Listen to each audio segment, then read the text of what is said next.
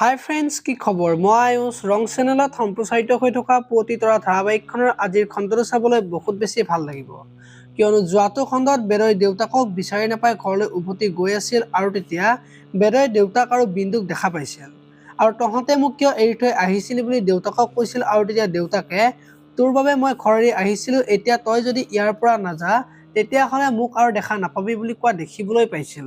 আজিৰ খণ্ডটোত বেদই দেউতাকৰ আগত মই কি ভুল কৰিছিলোঁ যে তহঁতে মোক এৰি আহিলি বুলি দেউতাকক সুধিব আৰু তেতিয়া দেউতাকে মই আৰু সেইখন ঘৰলৈ উভতি নাযাওঁ, তই মোৰ চকুৰ আগৰ পৰা আঁতৰি যা বুলি বেদক ক'ব আৰু তেতিয়া বেদতে এনেকুৱা নকৰিবিচোন, তহঁত নোহোৱাকৈ মই কেনেকৈ থাকিম বুলি দেউতাকক ক'ব আৰু তই মোক যি কৰিবলৈ কোৱা তাকে কৰিম বুলি ক'ব আৰু তেতিয়া দেউতাকে অনুভূতিক এৰিব লাগিব বুলি বেদক ক'ব।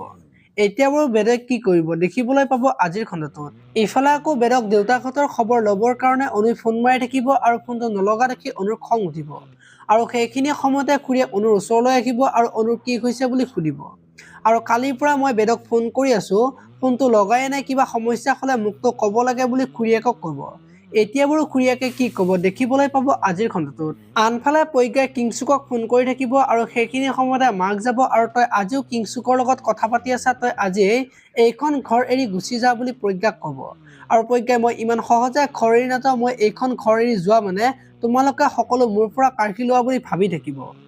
আপোনালোকে পুৱতিতৰা ধাৰাবাহিকখন চাই কেনেকুৱা পায় কমেণ্ট কৰি জনাব আৰু যদি আপোনালোকে এতিয়ালৈকে চেনেলটো ছাবস্ক্ৰাইব কৰা নাই তেতিয়াহ'লে চেনেলটো ছাবস্ক্ৰাইব কৰি ভিডিঅ'টোত এটা লাইক কৰি দিব। ধন্যবাদ।